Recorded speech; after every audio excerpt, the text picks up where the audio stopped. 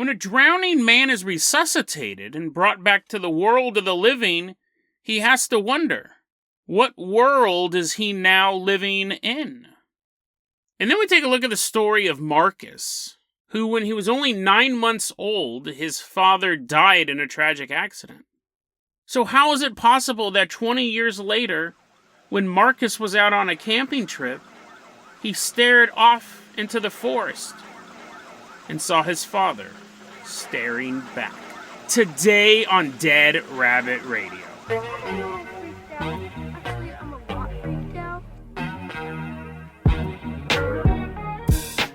Hey everyone, welcome back to another episode of Dead Rabbit Radio. I'm your host, Jason Carpenter. I'm having a great day. Hope you guys are having a great day too. Hope you guys are having so much fun. We only got 2 episodes left until the end of season 18. After that, I'm going to take a 2-week break, but I will be back. After those 2 weeks, I will also be doing my YouTube shorts, TikToks, the whole time. So if you want more Dead Rabbit Radio, just tune into the YouTube or the TikTok or the Instagram. I post this stuff everywhere, but daily 1-minute true crime videos. They take me like 5 minutes to do, so I'm not taking a break off of those. But someone who I never take a break off, maybe I'll take a bite out of, walking into Dead Rabbit Command right now. I'm so hungry. Give it up for Strand. Woohoo, yeah! We're all licking our lips. We're gonna eat you up, Strand. Strand of spaghetti, hopefully. Strand, you're gonna be our captain, our pilot this episode. If you guys can't support the Patreon, I totally understand. Just help spread the word about the show. That really, really helps me a lot. I won't make any promises that I won't eat you, but I'll try not to. Strand, let's go ahead and break out the Hare hovercraft. We're going to leave behind Dead Rabbit Command. We're going to glide all the way out to Tyler, Texas.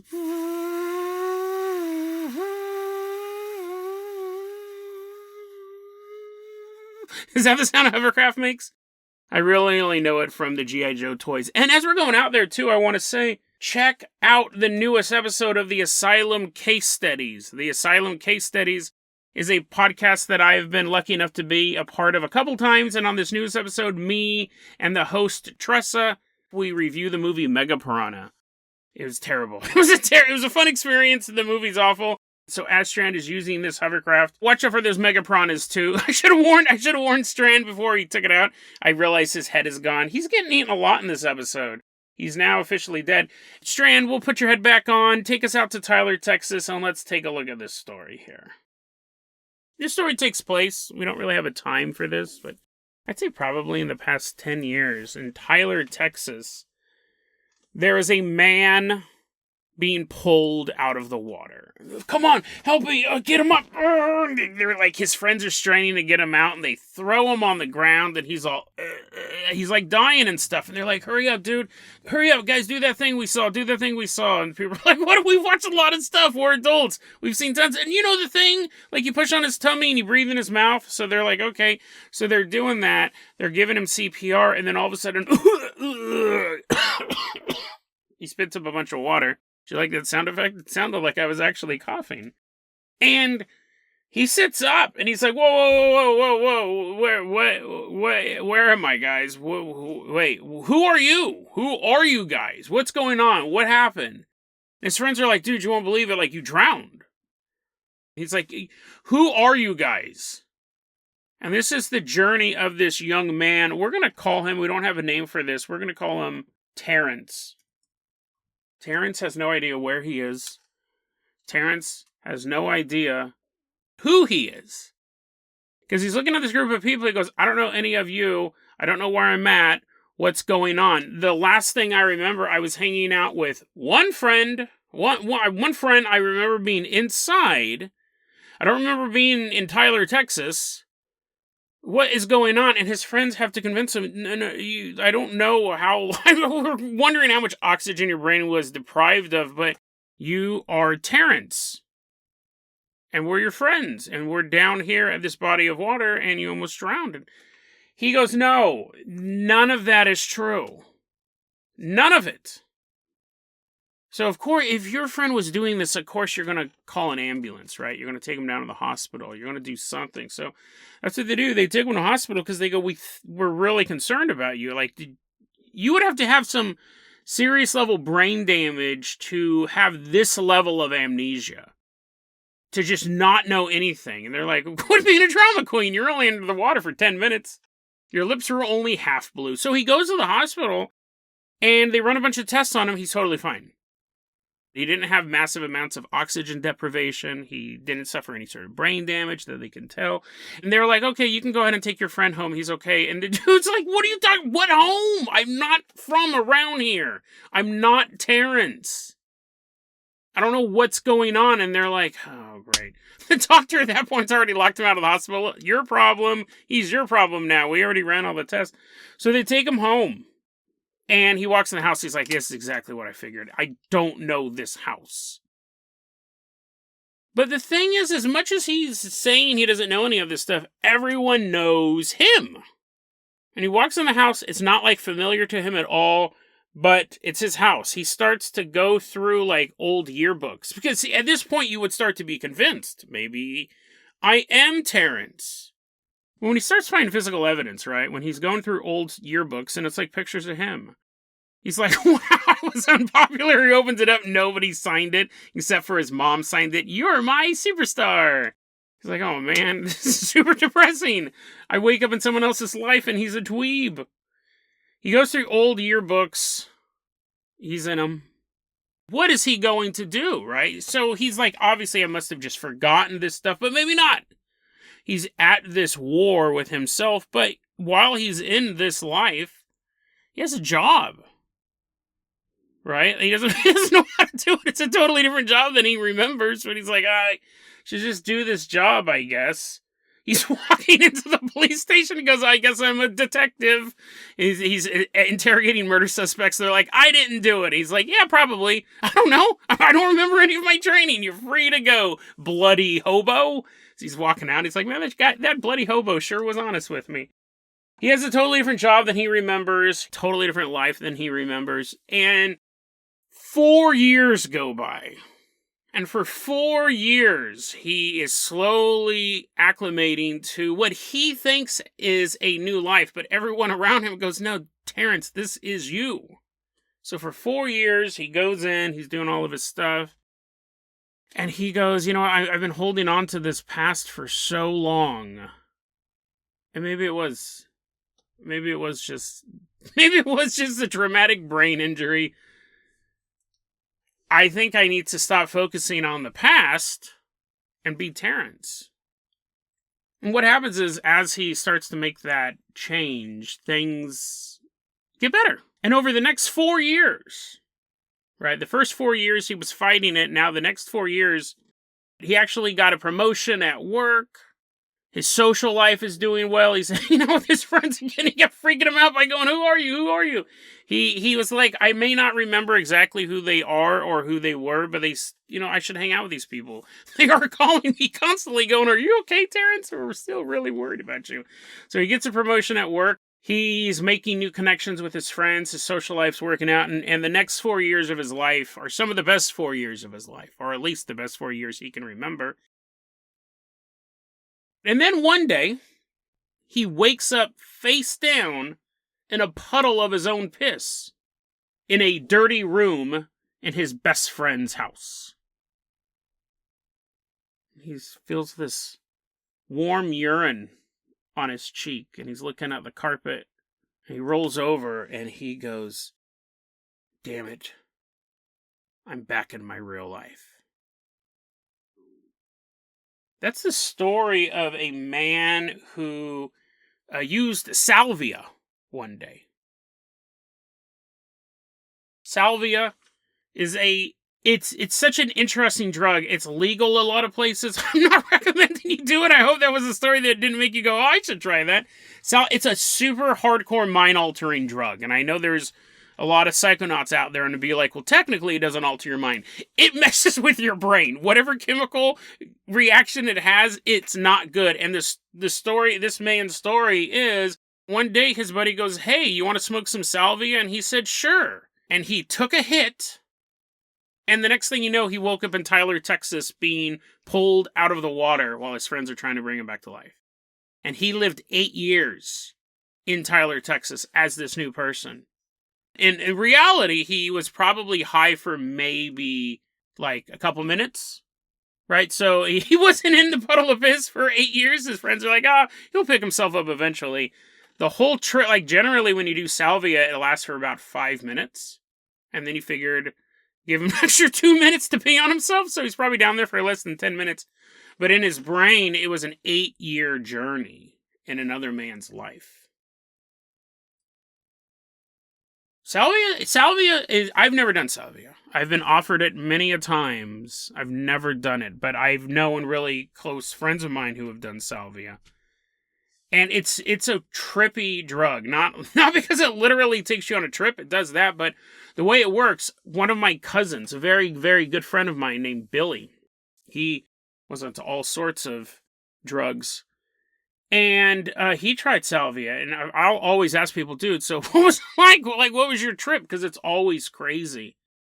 And he goes, I was sitting on my porch, right? This is Orangevale, so you could do this. He was sitting on his porch, and he was smoking salvia, and he goes, all of a sudden, I might have told this story before on the podcast, so excuse me if I'm repeating myself. I find it so fascinating. My buddy Billy, cousin Billy, is smoking salvia on the porch. He goes, I took a hit, and the next thing I know, I was a brick. I go, what? He goes, I was a brick. Like a brick in a building. I turned into a brick.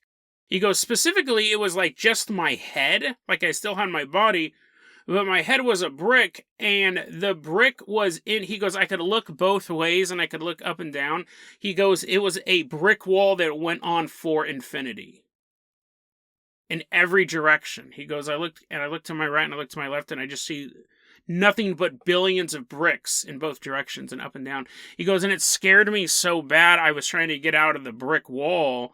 Then all of a sudden I put on a little Pink Floyd and everything was okay. He goes, I jumped up because I knew my body was still human, and I began running as fast as I could down Greenback, which is a main thoroughfare in Orangevale. He's running down Greenback. He's over by the youth center, right up past, I'm telling you guys exactly where this is at if you ever want to visit it. It's past Cable Park. You keep going, there's like a youth center on the right-hand side if you're headed towards Roseville. Anyways, he's running down the street. He's giving people directions. He's like, no, keep going. Make a left to Cable Park. He's running down the street as fast as he can. He goes, but the wall was moving with me. And no matter how fast I ran, I could just feel the wall. There was no escaping the wall. And it lasted like for 5 minutes. And then he turned back to Cousin Billy. Now, when he told me that story, I laughed. I laughed so hard. Because I could just imagine him running down the street just sweating. Afraid that he was a brick wall. But my Cousin Billy is now doing 17 to life in prison. Because he killed the dude. Stabbed him. And so you think, is that story, was he seeing a future? Now, he was into some stuff, right? He was into some stuff. And I remember once we were talking and he goes, Jason, I hope I never kill anybody. I hope I never kill anybody. But he lived a life where that was possible, right? That was something that could happen. So the question is like, did the salvia show him the future? I mean, I hope he gets out, right? I hope he gets out. I really need to write him. It drives me nuts that I don't write him. But you have to think, was it showing him the future? Did he already feel like he had nothing? He was just a brick in an endless wall, just another rat in the rat race? Or is it actually showing like this is your future? Now, he could have changed it, right? I don't think the future is predetermined. But it's so fascinating. Salvia is so fascinating. Then you have a story like this, and what I find interesting about this is we talk so much on this show, and we'll actually kind of mention it on tomorrow's episode, last episode, quantum immortality, right? We talk about it a lot on the show, and I find it endlessly intriguing. That's kind of what this is. Quantum immortality is where you die and you slot into another body. Now, I'm not saying this guy died because he did salvia, but what if it triggered the same thing? What if he actually did go into the body of someone in Tyler, Texas who had died? And then it popped up with this new personality in it. And then he's going around. Like, was it totally hallucination? Or did he actually, in another timeline, spend 8 years in this body? And if he hadn't jumped into that body would have just been dead. They would have mourned their friend who drowned that day. And that would have been the end of it. But because this dude teleported into the body of Terrence. They got another 8 years with him. I don't know. Fascinating story. And let me source this too, because some of you guys may be familiar with this story. I found this on the X board. Someone was talking about Salvia, and they said they heard it on a podcast. Now, because the X board's completely anonymous, I don't know what podcast it's from. Some of the details because we're playing a game of telephone at this point. They heard it on a podcast.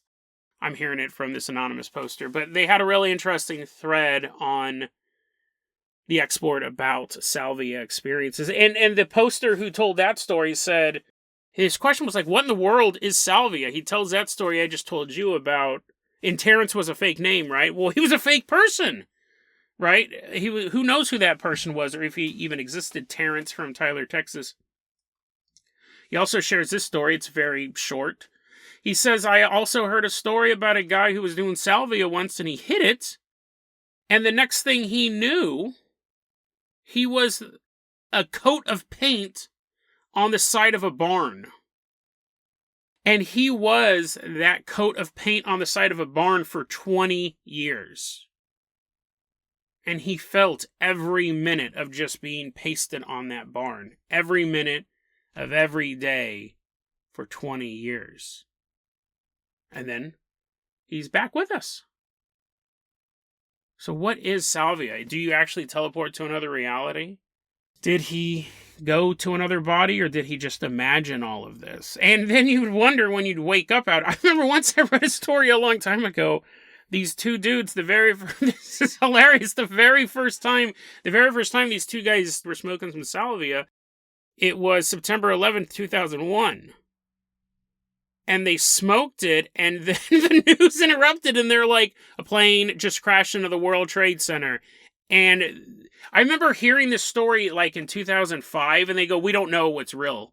Like, we still can't figure out if this is real, where we are. They're currently deployed into Iraq. They're like, guys, wake up, we're in Fallujah. They're like, I don't know, this might all be a dream. Yeah, they smoked it, and the news turned on, right? Whatever, they were watching The View or whatever, and the news got interrupted with a plane crash in the World Trade Center, and they sat there. They were like, all these years later, we don't know what's real.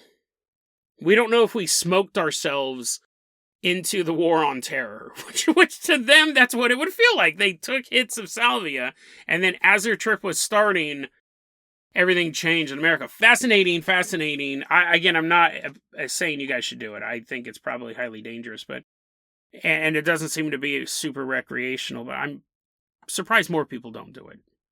Like, Jason, you just read about a guy who turned into a coat of paint on the side of a barn for 20 years. Dude, people abuse cough syrup. Strand, let's go ahead and toss you the keys of the Carpenter Copter. We are leaving behind Tyler, Texas. Or are we?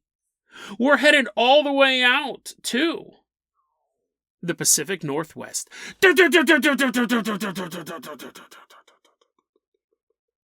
1982-ish, around that time is when this story starts off, and we're in the Pacific Northwest. And then we're going to meet a little boy named Marcus. It's not his actual name. That's the name we're going to be going. We don't know the person's actual name. But Marcus was a little 9-month-old baby. So what do you do at 9 months? You just kind of gurgle and roll around on your tummy. He's doing that. He's not even smart enough to do it at the same time. He has to roll, then gurgle. And while Marcus was just being bounced on somebody's knee, his father and his father's friends were down at the river. And they had a canoe, and it got stuck. Oh, come on, man. They're trying to move the canoe off. They're trying to get off these rocks. And they go, hey, Marcus's dad. That's the only name they know him by. The only reason he's cool is because he has a cool baby. Hey, Marcus's dad, can you come over here and help us get it unstuck? And Marcus's dad was like, sure. And they're fighting with the canoe, trying to get it off the rocks. And the undertow snags up Marcus's dad, pulls him under. A few days later, and a couple miles down the river, Marcus's dad turns back up. He's dead. He had drowned. That wasn't a theme. I wasn't trying to do a drowned theme episode. I didn't even think about it when I put these two stories together. But Marcus's father passed away when he was only 9 months old. Now we're going to flash forward 20 years. We're around the year 2002. And Marcus finds himself camping in this same area where his father passed away. Like, after 20 years, right? And he didn't really even get to know the dad. Like, I don't know if a friend of mine got killed on a certain city block, if I would feel comfortable going back there. I'm like, oh no, he died in the only Chipotle in town. No! You know what I mean? Like, life goes on. Life goes on. My Uncle Jeff got shot in that gang shooting at a Jack in the Box in Orangevale, and I still went to that Jack in the Box. I mean, like, it happened when I was a little kid, but I'll admit, when I went to that Jack in the Box, I was always like, ugh. Like, I was never happy, because you'd have to sit in that drive-thru, and you'd be like, oh, this is where Uncle Jeff got shot. Right? I did a whole episode on that. I'll put that in the show notes, but I was like, yeah, you'd end up going to the Jack in the Box, because it's only the only Jack in the Box within, like, 20 miles or whatever, but it's like, oh, man. So, I get it, like, you would go back. He didn't even really get to know his dad, right? I knew Uncle Jeff on the other side. He survived the shotgun blast to the head, but it really messed him up. Anyways, what was it talking about? Oh, yeah, I was talking about this story. I was talking about the story I'm supposed to be talking about. So, he goes to hang out at the river, because it had been such a long amount of time, and what else are you going to do? It's the place where you hang out. So, 20 years later, Marcus is on a camping trip with his girlfriend, his best friend, and his best friend's girlfriend. So it's a little quartet, a little group of 4 people headed up camping. And you know what? It seems like Marcus kind of needs a camping trip. When you look at not only Marcus's story when he wrote this out, when you look at other posts that he made, he struggles a lot with depression. And he even states that he has had run-ins with suicide. I don't know if that means suicidal ideation or if he's attempted suicide, but he does say that, you know, suicide has played a factor in his personal life. He's posting on the depression subreddits, and he mentions suicidality in this story as well. So it's 9:30 p.m., and him and his best friend, they kind of walk away from the camp. The girls are being attacked by badgers. They're like, you guys can handle it. They walk away from the camp, and there's like this rocky outcropping, and both of them are just sitting there smoking cigarettes. And Marcus is looking out over the river. The same river that his father drowned in. And not the exact same location, but the same general area.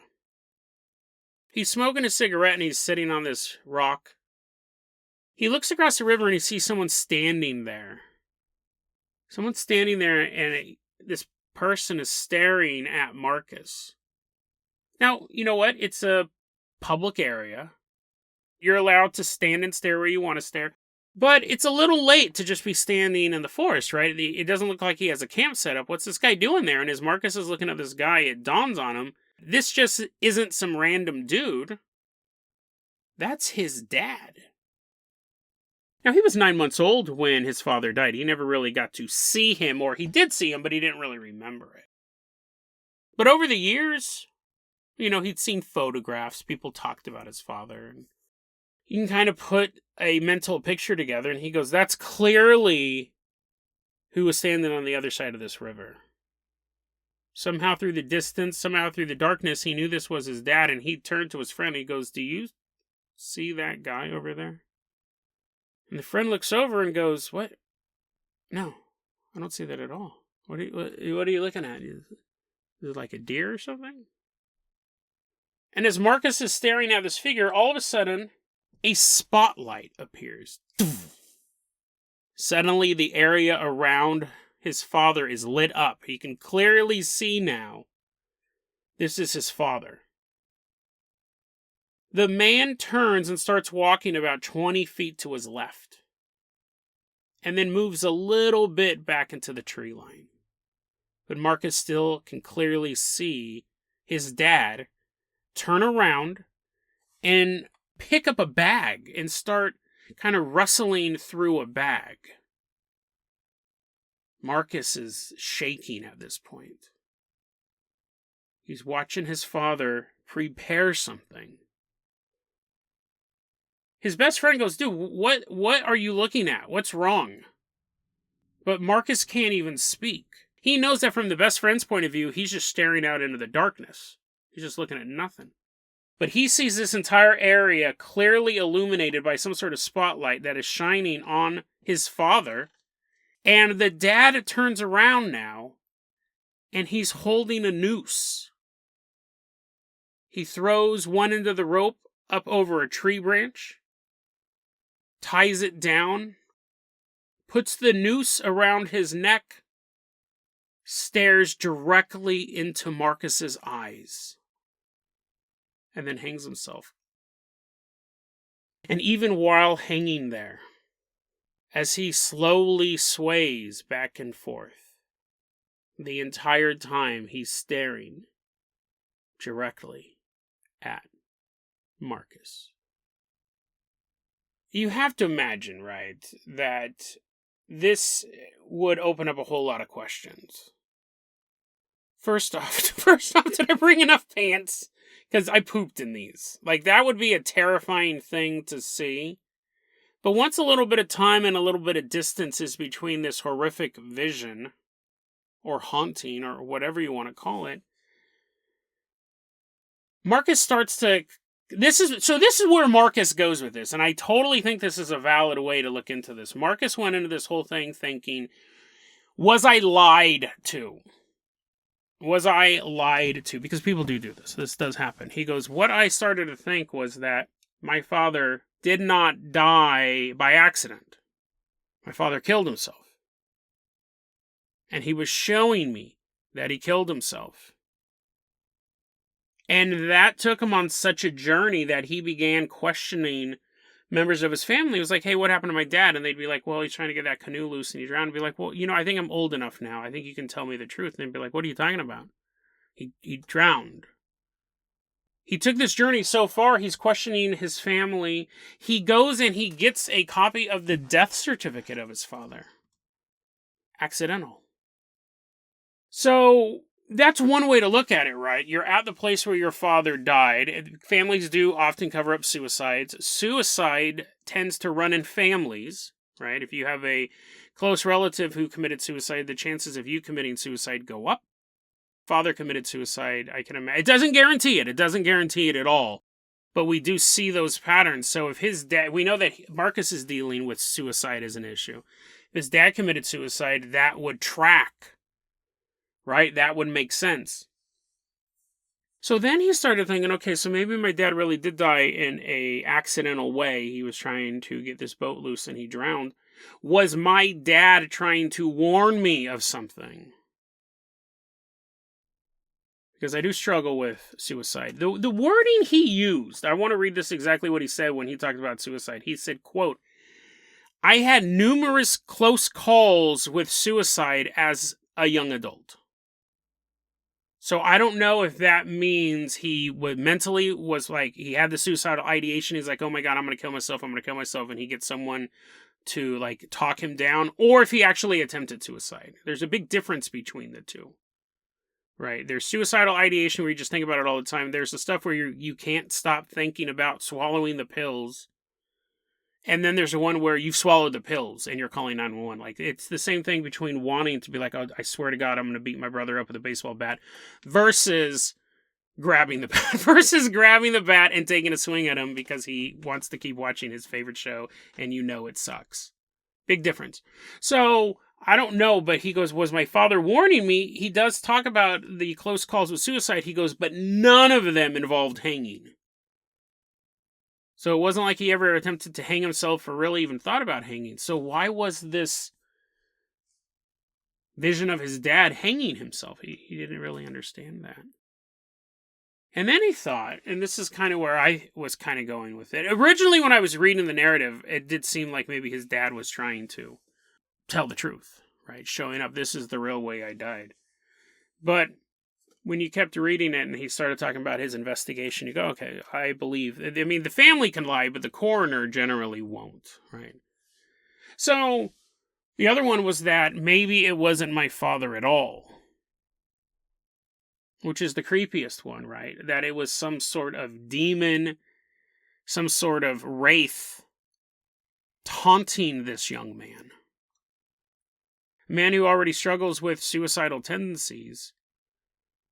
This demon, this dark spirit, is taunting him, is showing him his biological father killing himself in the woods, staring at Marcus directly while it hangs.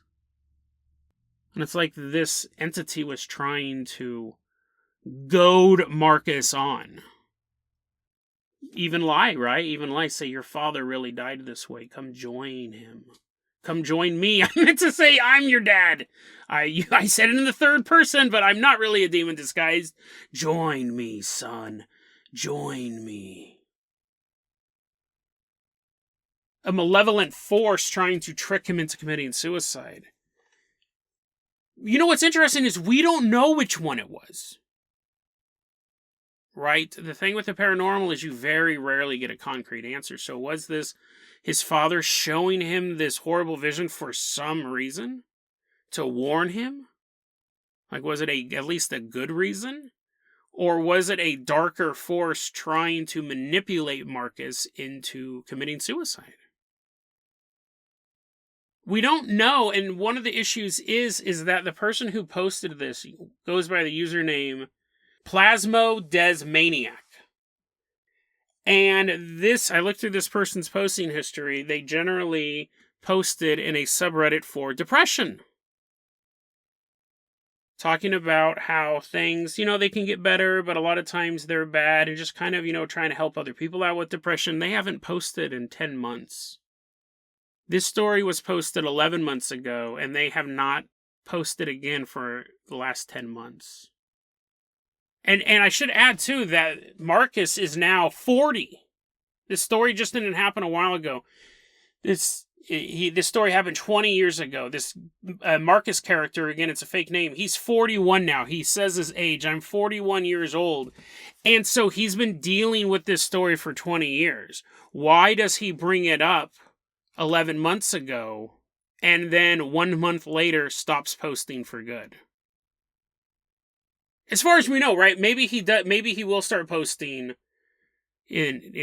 still be posting, but kind of the unfortunate implication is that something's happened. And then just to put another weird twist on this, I don't know why this happened. He posted this story 11 months ago, and then 1 month later he was posting in a depression subreddit. And in the thread they were posting in was, how do you cope with suicidal thoughts? The last thing he wrote was, when talking about suicidal thoughts, how he struggles with them, or how he copes with them. He goes, I go shopping, maybe at a grocery store, and just make a point to talk to people that work there. I don't want to take out my issues on them, so it kind of tricks me into being nice and happy for a minute. Eventually, I don't feel like dying. It's an odd story. It's a fascinating ghost story, and then the real life story is absolutely tragic. Like, this guy's been struggling with this vision for 20 years. He saw it when he was in his early 20s. Now he's 41, and he was never able to make sense of this. All that time, 2 decades, he's not able to figure out why his dad did this. Was it his dad? Why did he get this message? Why did his dad kill himself? Or was it even his dad? He can't figure that out. We can't figure it out. And it's possible that we will never figure it out. I'm hoping he just left Reddit. Reddit is such a cesspool. Reddit's one of the worst websites on the surface of the internet, hands down. So if someone stops using Reddit, I'm totally fine with that. I think it's probably a good thing. But it's also possible the reason why he hasn't posted in 10 months is because the struggle became too great. Keeping up the illusion that he was happy was too great. And I hope not. I hope not, right? I don't wish suicide on anybody. Death, really, on anybody as well. But we're left with nothing but questions. What did he see on the other side of this river? Was it taunting him? Was it trying to warn him? The warning thing seems so weird, because you think the dad would just be like, you got a lot to live for, bro. I'm a ghost. I'm a ghost with the most. I'm Beetlejuice. You didn't know your dad was Beetlejuice, bro? And don't kill yourself, dude, because although it's cool to be a ghost, look at me, I'm dancing with these cockroaches and stuff like that, hanging out with Christina Ricci or Winona Ryder, whoever was in that movie. Don't be a ghost yet. That's what you would think a warning would be, right? You don't, I mean, like, if someone, just give you guys a heads up, if you die and then you want to warn me of some calamity, don't show up and just stare at me. I'm not going to get what you're saying. And especially don't do something gross, right? So, there's other ways to do it, even if you couldn't talk, even if you weren't Beetlejuice and you could go on a cartoon slide. Even if you weren't Beetlejuice, you have to figure out another way. I lean more towards this was something malignant in the woods, showing him something so grotesque that it stuck with him for 20 years. Something that was so awful that even 20 years later, he's still seeking answers. And not in the kind of way like, is my apartment haunted? In the kind of way is, why would my dad do that to me? Like, I already grew up without a dad, and then the next time I see him, he's hanging himself in the middle of the woods. And he has to know that I struggle with suicidal thoughts. It has to be something darker. It has to be something more malevolent. And if that's the case, this may have been Marcus's vision. And Marcus may have gone on the next 20 years dealing with that. But this thing wouldn't be limited to Marcus. This thing may still be out there in the woods. Waiting. Watching. Hunting. It stands in the darkness, ready to take the shape of a person's greatest fear. What will it show to you?